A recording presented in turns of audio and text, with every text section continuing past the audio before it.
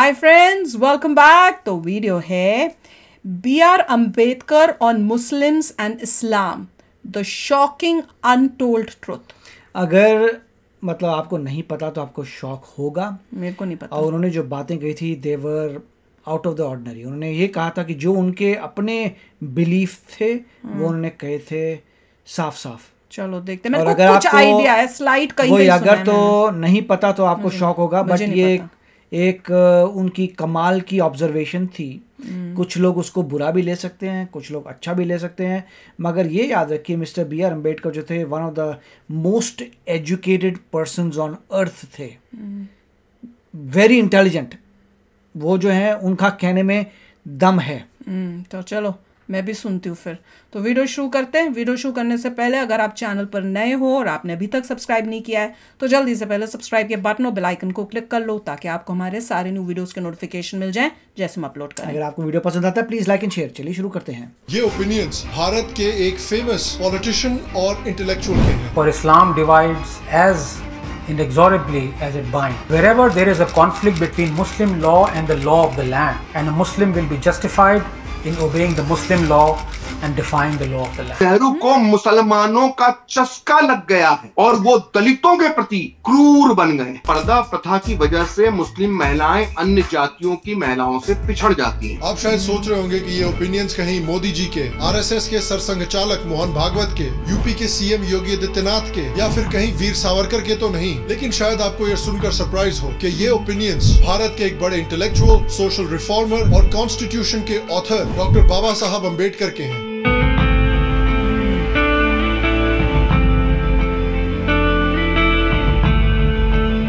देखिए, हमारे हिस्टोरियंस, हमारे मेन स्ट्रीम इंटेलेक्चुअल्स, हमारी मेन स्ट्रीम मीडिया ने हमेशा हमें डॉक्टर अंबेडकर के हिंदुइज्म के खिलाफ क्या प्रॉब्लम्स थी उनको दिखाया है। जब उन्होंने कहा कि मैं पैदा हिंदू हुआ था लेकिन मैं हिंदू नहीं मरूंगा। अगर हिंदू राज अगर एक तथ्य बन जाता है, एक हकीकत बन जाता है, तो भारत में इससे बड़ी बर्बादी और कोई नहीं होगी। उनके हिसाब से समस्या की जड़ थी हिंदू धर्म में 4 वर्णों का विभाजन। और हिंदुइज्म की उनकी कई आलोचनाएं बिल्कुल जायज हैं और इसी वजह से असदुद्दीन ओवैसी और चंद्रशेखर रावण जैसे लोगों के जो जय भीम जय मीम की पॉलिटिकल मूवमेंट है उसका भी मानना है कि मुस्लिम्स और दलित को साथ मिलना चाहिए क्योंकि अपर कास्ट हिंदूज दोनों के खिलाफ डिस्क्रिमिनेशन करते हैं। जय भीम जय मीम तकबीर अल्लाह अकबर जय हिंद। बहुत पहले से बात हो रही है दलित मुस्लिम यूनिटी की, हो नहीं पाया है। आपको रहा है गुजरात में धीरे धीरे हो रहा है। But to quote one of the greatest Indian detectives, यहाँ कुछ गड़बड़ है दया। देखिए, मेन स्ट्रीम में, हमारी टेक्स्ट बुक्स में, हमारी मीडिया में, हमारे कॉलेजेस में हमें डॉक्टर अंबेडकर की सिर्फ आधी कहानी ही सुनाई जाती है। बाकी की कहानी वैसे ही छुपा दी जाती है जैसे इस समय पर पंजाब पुलिस से अमृतपाल सिंह छुप रहा है। और वो कहानी है डॉक्टर अंबेडकर के इस्लाम और मुस्लिम सोसाइटी पर ओपिनियंस की। तो grab a coffee, grab some tea, grab a little, मुझे भी कॉफी जॉइन मी और आइए आज भारत के एक हिडन हिस्ट्री के चैप्टर का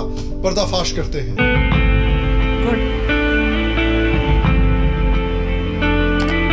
डॉक्टर भीमराव अंबेडकर, जिनको बाबा साहब अंबेडकर के नाम से भी जाना जाता है, उनका जन्म 1891 में मध्य प्रदेश के महू गांव में हुआ था। वो रामजी, मालोजी, सखपाल और भीमाबाई के 14वें और सबसे छोटे बच्चे थे। बाबा साहब अंबेडकर भारत की महार कम्युनिटी से आते हैं, जिसको आज भारत में एक दलित यानी एक शेड्यूल कास्ट कम्युनिटी माना जाता है। और क्योंकि डॉक्टर अंबेडकर एक शेड्यूल कास्ट कम्युनिटी से आते थे, उनको अपनी जिंदगी में कई बार डिस्क्रिमिनेशन का सामना करना पड़ा। अपने बचपन के दौरान बाबा साहब अंबेडकर को दूसरे कास्ट के बच्चों के साथ बैठने नहीं दिया जाता था। जिस नल से दूसरे कास्ट के बच्चे पानी पीते थे उस नल से उन्हें पानी पीना अलाउड नहीं था। बाबा साहब की जिंदगी में इस तरह के कई डिस्क्रिमिनेशन के वाकये हुए। बसों में उन्हें अक्सर नहीं चढ़ने दिया जाता था। वो संस्कृत सीखना चाहते थे लेकिन उनके टीचर्स उनको संस्कृत नहीं सीखने देते थे और इस वजह से धीरे धीरे डॉक्टर अंबेडकर हिंदुइज्म और हिंदू सोसाइटी के एक बहुत बड़े आलोचक बनकर निकले। He urged people to question the Manus movement.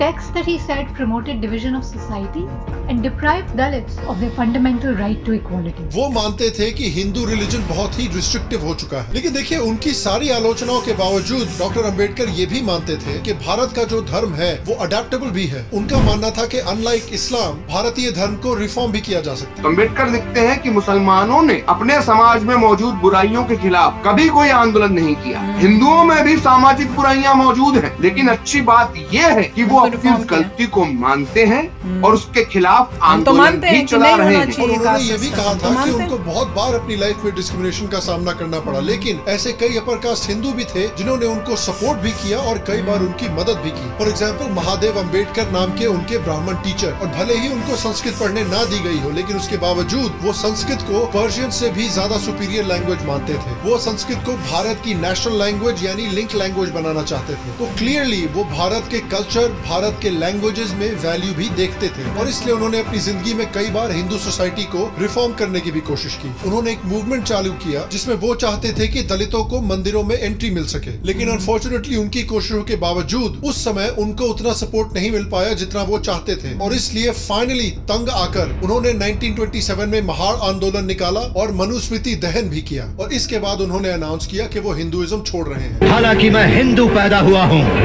लेकिन मैं भरोसा दिलाता हूँ आपको कि एक हिंदू के रूप में हरगिज नहीं मरूंगा।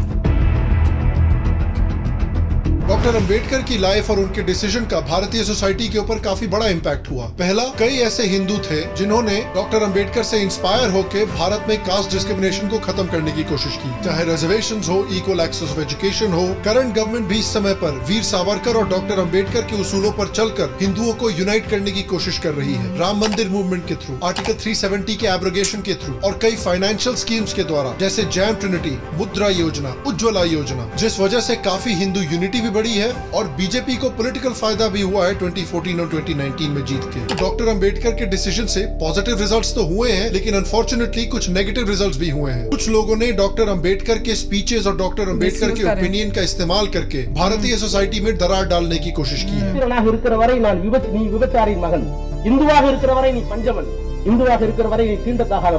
अब तो कोई नहीं होता ये सब। बाबा साहब अम्बेडकर ने जो कॉन्स्टिट्यूशन लिखा था उसमें सारे लोगों को बराबर का हक दिया, हिंदू राष्ट्र नहीं बनाया इसलिए नहीं लगा। जितने भारत रत्न का अवार्ड दिया गया, कितने दलितों को दिया गया, कितने आदिवासियों को दिया गया, कितने मुसलमानों को दिया गया।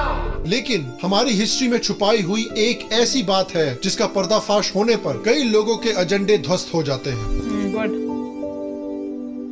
डॉक्टर अंबेडकर का मानना था कि मुस्लिम सोसाइटी में हिंदू सोसाइटी से भी ज्यादा प्रॉब्लम्स हैं। Hinduism is said to divide people, and in contrast, Islam is said to bind people together. This is only a half truth. For Islam divides as inexorably as it binds. Doctor Ambedkar कहते थे कि भारत में दिखाया जाता है कि Hinduism divide करता है लेकिन इस्लाम सबको जोड़ता है, लेकिन ये बिल्कुल गलत है। डॉक्टर अंबेडकर का मानना था कि इस्लाम की जो ब्रदरहुड है, जो इक्वालिटी है, वो सिर्फ और सिर्फ मुस्लिम्स पर लागू होती है, नॉन मुस्लिम्स पर नहीं। Allegiance of a Muslim does not rest on his domicile in the country which is his, but on the faith to which he belongs. Wherever there is the rule of Islam, there is his own country. In other words, Islam can never allow a true Muslim to adopt India as his motherland and regard a Hindu as his kith and kin. उनका तो यहाँ तक मानना था कि Muslims एक हिंदू के लिए कभी भी किसी दूसरे मुस्लिम के खिलाफ लड़ाई नहीं करेगा। Muslim laborers will not join Hindu laborers in the fight of labor against capital. Why?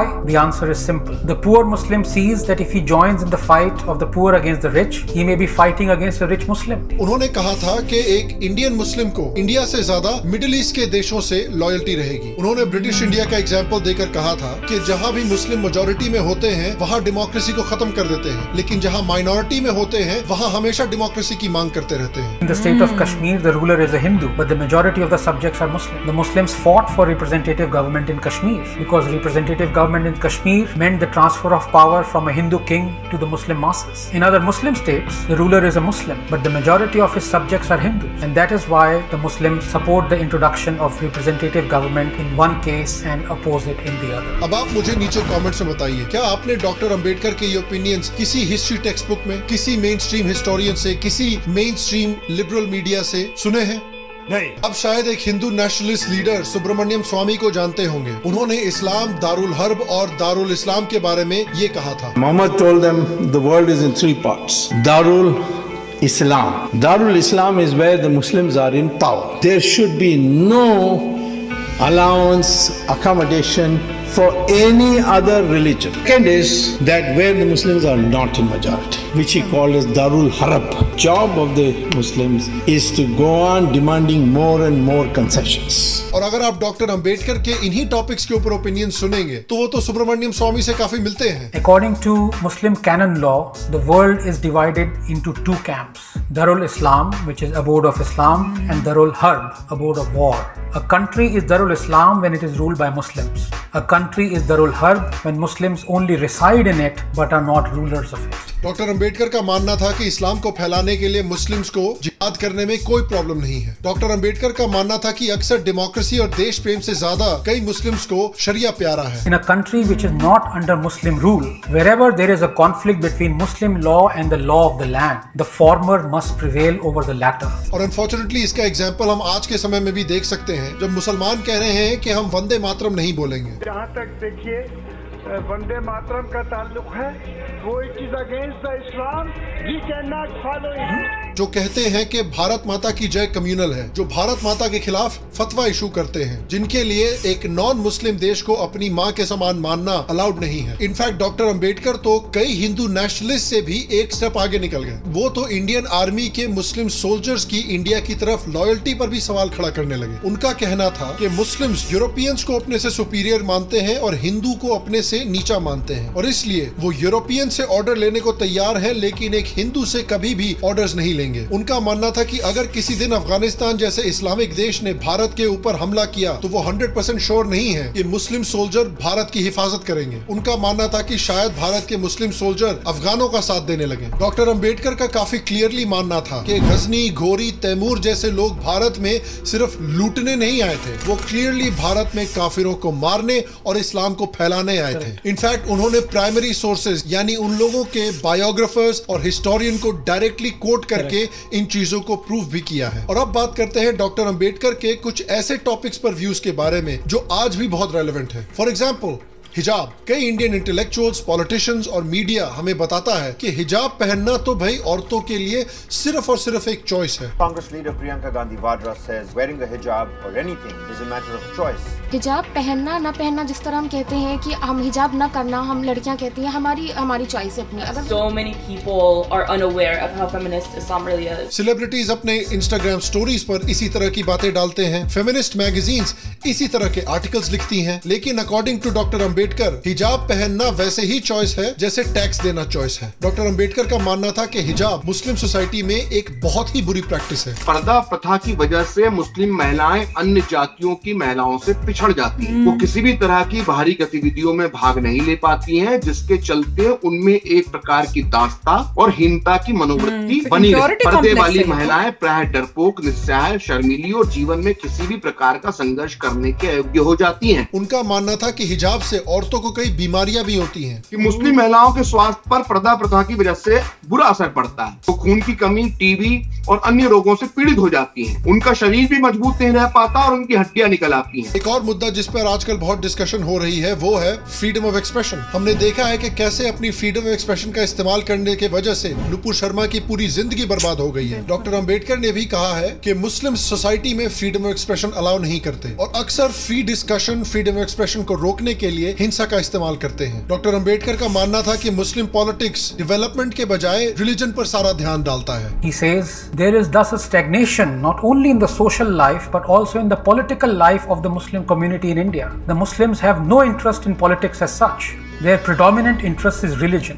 None of the secular categories of life have any place in the politics of the Muslim community. Doctor Ambedkar ने यह भी दिखाया था कि radical इस्लाम Muslims के अंदर ऐसी नफरत पैदा करता है दूसरे धर्मों के लिए कि मुस्लिम्स बार बार गौ हत्या करते हैं, ये जानते हुए कि गौ हत्या इस्लाम में जरूरी नहीं है और इससे हिंदुओं की भावनाओं को बहुत ठेस भी पहुंचती है। और अब बात करते हैं डॉक्टर अंबेडकर के कास्ट के ऊपर सबसे कंट्रोवर्शियल ओपिनियन की। देखिए हिंदू सोसाइटी में कास्ट को लेकर क्या प्रॉब्लम्स हैं, इसके बारे में डॉक्टर अंबेडकर के ओपिनियंस तो हम भली भांति जानते हैं। और जैसा कि मैंने पहले बताया, हमें हिस्ट्री में, मीडिया में, इंटेलेक्चुअल्स के द्वारा हमेशा ये सिखाया गया है कि इस्लाम तो सिर्फ इक्वालिटी और पीस सिखाता है, उसमें हिंदुइज्म जैसा कास्ट बेस्ड डिस्क्रिमिनेशन की कोई जगह नहीं है। बड़े बड़े IAS कोचिंग इंस्टीट्यूट हमें ये सिखाते हैं। इस्लाम आ चुका था, इस्लाम था बहुत liberal, It was talking about equality. कोई कास्ट सिस्टम वगैरह था नहीं. पॉलिटिकल पार्टीज हमें ये दिखाती हैं, लेकिन हमेशा की तरह यहाँ भी रियलिटी थोड़ी डिफरेंट है। उन्होंने अपनी राइटिंग्स में क्लियरली लिखा भी है कि भारतीय मुसलमानों में भी एक क्लियर कास्ट सिस्टम है। सबसे ऊपर है अशराफ, जो कि इस्लामिक इन्वेडर्स के या अपर कास्ट कन्वर्टेड हिंदूज के डिसेंडेंट्स हैं। उसके बाद आते हैं अजलाफ, जो कि लोअर कास्ट मुस्लिम है, जो इंडियन कॉन्वर्ट्स हैं। और उससे भी नीचे आते हैं अजराल, जो कि बेसिकली एक तरह से मुस्लिम सोसाइटी के अनटचेबल्स हैं। और हिंदुइज्म की तरह ही मुस्लिम सोसाइटी में भी इन कास्ट के बीच में अक्सर ना इंटरडाइनिंग होती है, ना शादियां होती हैं, और कुछ केसेस में तो अजलाफ और अजराल अशराफों के कब्रिस्तान में भी दफन नहीं हो पाते। इनफैक्ट पार्टीशन के समय पर कुछ लोअर कास्ट मुस्लिम्स ने डिसीजन लिया था कि हम पाकिस्तान में ही रहेंगे दलित मुस्लिम यूनिटी बनाने के लिए, लेकिन डॉक्टर अंबेडकर ने उनको वार्निंग दी थी कि पाकिस्तान छोड़कर भारत आ जाए, कि जबरन मुस्लिम बनाए जाने से बचने के लिए वो जैसे भी संभव हो भारत आ जाएं। मुसलमानों पर केवल इसलिए भरोसा न करें कि उनकी सवर्ण हिंदुओं से नाराजगी है, ये बहुत बड़ी भूल होगी।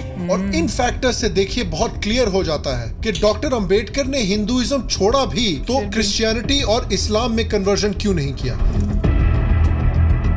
बुद्धिज्म में अच्छा करा। डॉक्टर अंबेडकर का मानना था कि अगर दलित इस्लाम में कन्वर्ट हो गए तो उनकी जो नेशनलिस्टिक फीलिंग है वो ही खत्म हो जाएगी। If they go to Islam, the number of Muslims will be doubled and the danger of Muslim domination also becomes real. मुसलमान हमारे मित्र हैं, ये मानने की बुरी आदत दलितों को लग गई है, जो अत्यंत गलत। कभी भी डॉक्टर अंबेडकर ने दलित मुस्लिम एकता के बारे में कोई बहुत अच्छे विचार नहीं रखे। इनफैक्ट उनको हैदराबाद के निजाम से पैसे भी ऑफर किए गए थे अगर वो इस्लाम में कन्वर्ट हो जाते हैं, लेकिन उन्होंने सीधे मना कर दिया, क्योंकि वो पाकिस्तान और बांग्लादेश की तरह भारत के टुकड़े नहीं होने देना चाहते थे। और डॉक्टर अंबेडकर के इन्हीं ओपिनियंस की वजह से doctor Ambedkar prime minister Nehru के माइनॉरिटी अपीसमेंट से बहुत नाराज भी रहते थे। प्रधानमंत्री नेहरू का पूरा समय और ध्यान मुसलमानों की सुरक्षा के लिए लगा होता है, लेकिन क्या सिर्फ मुसलमानों को ही इस देश में सुरक्षा की आवश्यकता है? क्या दलितों, आदिवासियों और ईसाइयों को सुरक्षा की आवश्यकता नहीं है? ये उन्होंने अपने इस्तीफे में लिखा है। लेकिन हमको क्या पड़ा है कि डॉक्टर अंबेडकर ने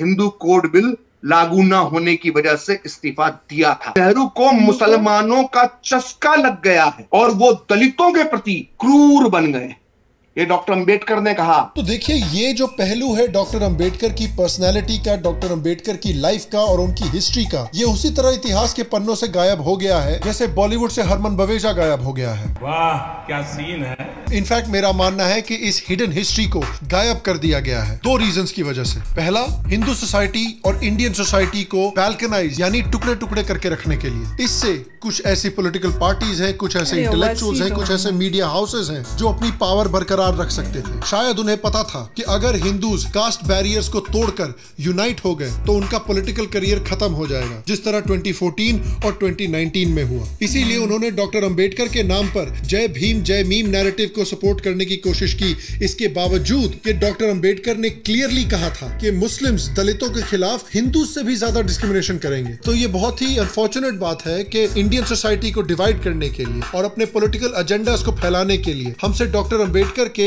ये इतने महत्वपूर्ण ओपिनियंस डिलिबरेटली छुपाए गए हैं। और देखिए डॉक्टर अंबेडकर कोई एक परफेक्ट इंसान तो है नहीं, कोई भी परफेक्ट नहीं है सिवाय कटरीना कैफ के शायद। रहा नहीं जाता।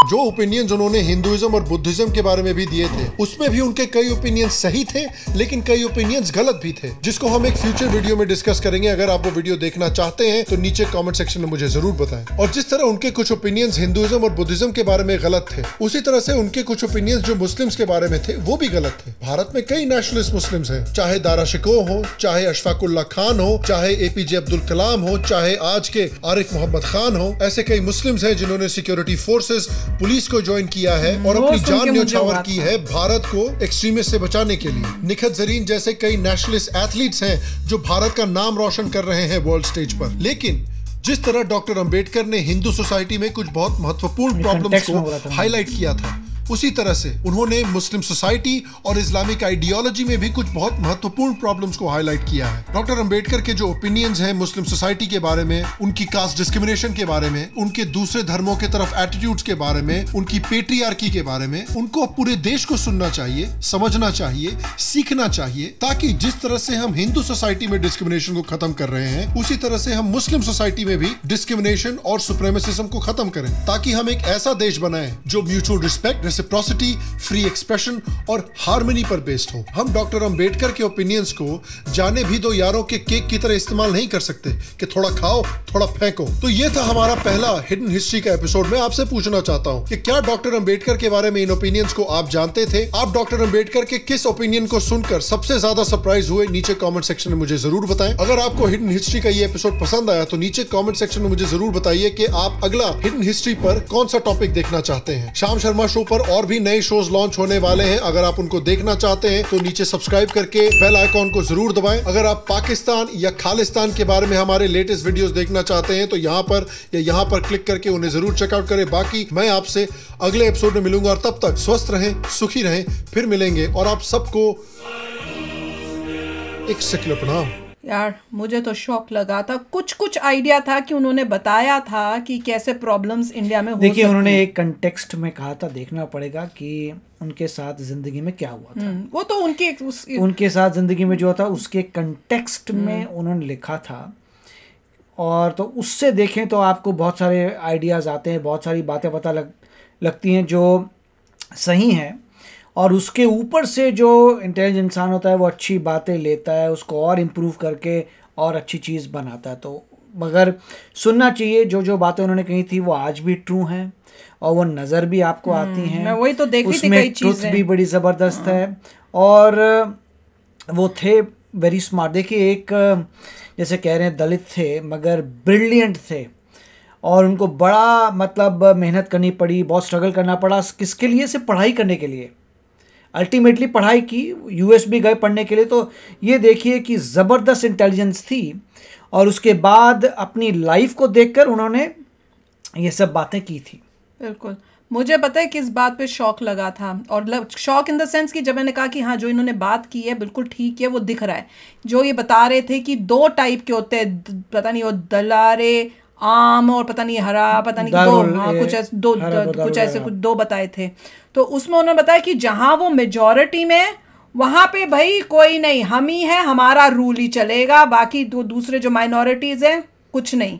और जहाँ पे ये माइनॉरिटी में वहाँ पे सेक्युलरिज्म, भाई हमें और दो क्योंकि माइनॉरिटी हमें और दो। एंड दैट इज एग्जैक्टली जो हम देख रहे हैं कि इस्लामिक कंट्रीज में ये हो रहा है और दूसरी जगह ये हो रहा है। एक ये पॉइंट है। दूसरा जो एक लेडी बोल रही थी कि सब इक्वल हैं, सब ये है, तो रियलिटी ये है कि ह्यूमन बीइंग्स जो हैं, प्रॉब्लम्स कहीं ह्यूमन बीइंग्स में है, ग्रेटनेस नहीं है।